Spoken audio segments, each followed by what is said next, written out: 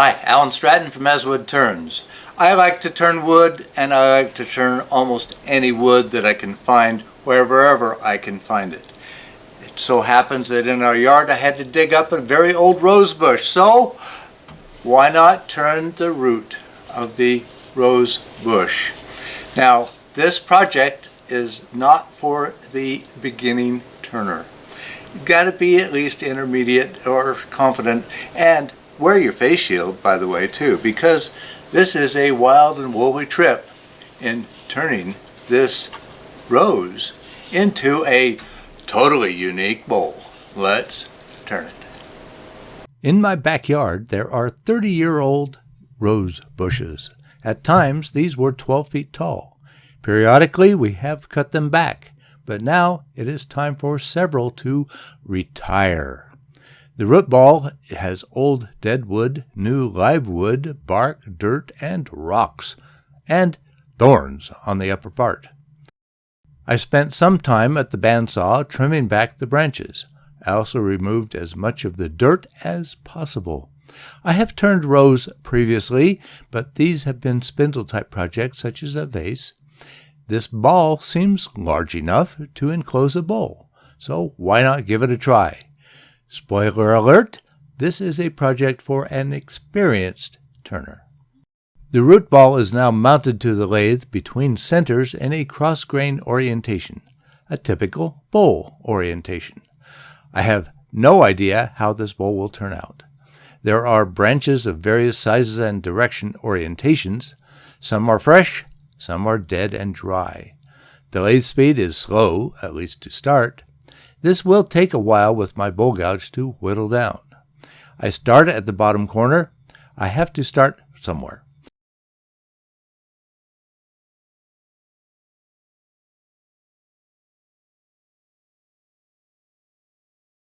Hopefully, I can cut more into side grain from this position. Gradually, the ball becomes rounded, and I can work up around to the top side.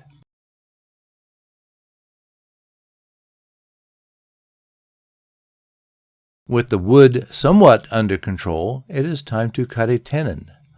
Now is great in case my mount disintegrates.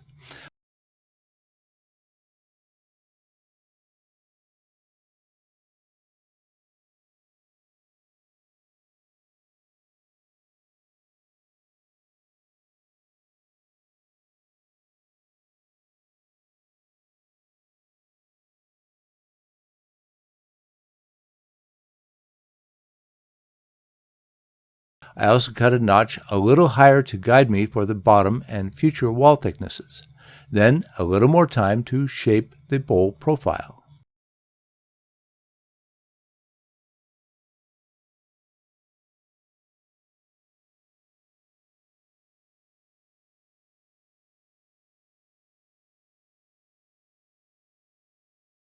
Now reverse the mount. There is a lot of rough wood on the top side, the result of years of new and old branch growth. Then I can start hollowing.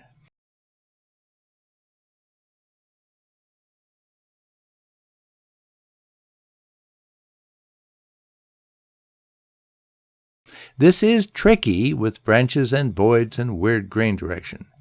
Every so often, some piece flies off.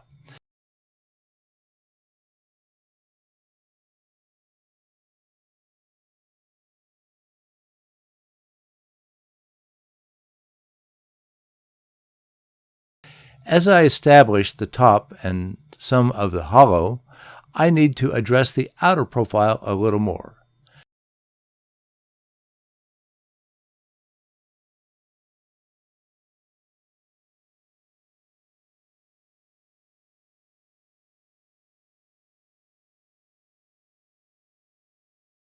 Time for a short break while I sharpen my bowl gouge. It has taken a beating.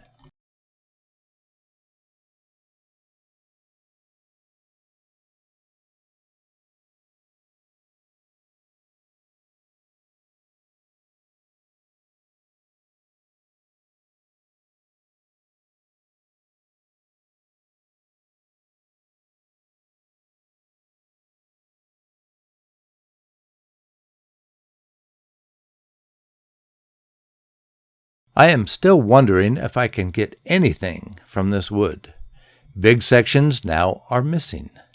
Have you ever heard me talk about face shields? Essential. Plus, stand out of the danger zone. It is time to get serious about my wall thickness.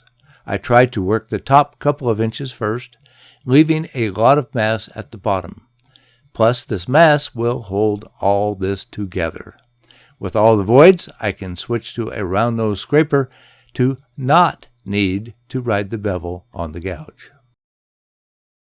Then work more of the middle with the bowl gouge. It is interesting to see the gouge cutting the wood through the holes in the wall.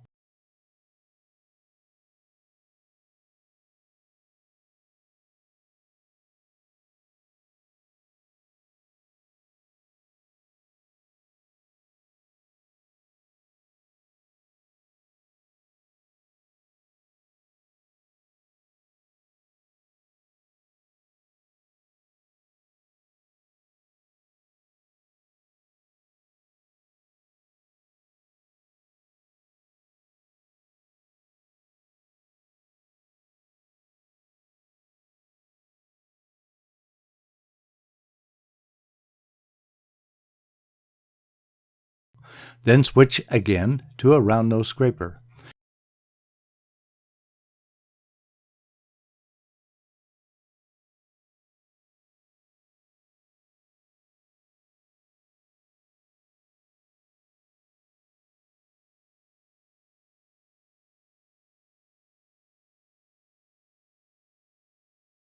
And finally, I switch to a large bowl scraper for the bottom of the bowl.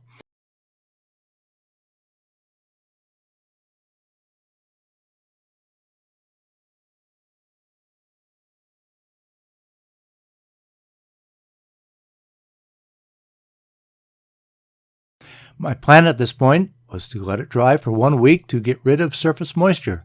This should make sanding easier. So I'll keep the tenon on until then to be able to sand on the lathe and then to remove the tenon and finish the foot. Let's put the bowl in a craft paper bag and come back in a week. With all these voids, I will need a jam chuck to finish the foot. But when I opened the bag, my plan blew up. I expected the surface to feel dry, but I did not expect the extreme warping that I see. One section of side has warped inward. 2 other sections are almost overlapping. Big long cracks have developed. No way that I can use the lathe to finish this bowl. Time for a power rasp. This is the only way that I think may be convenient to remove the foot. I'm using a Grex pneumatic unit I purchased from Joe at Airbrushing Wood. Then switch to a sanding pad on the lathe. I have also used this setup on my drill press. I'm only sanding to 220 grit. That will be enough for this bowl. It is too rough and rustic to warrant 400 grit. Finally, a bath in walnut oil to bring out the color. Turning a bowl from the root ball of an old rose bush may not be for everyone. Definitely not a beginner project. So don't raid your neighbor's garden. There are rose-loving societies that will get on your case. Still, if you have a chance, go for it. I now have a bowl that is totally unique. If next to a finely finished, perfectly turned exotic wood bowl, which one will be the subject of the conversation? You're right. The Rose Bowl. Please give this video a thumbs up and subscribe to my website as well as on YouTube.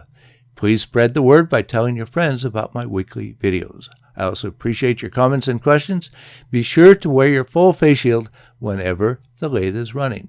Yes, I nag, but I hope to save your life.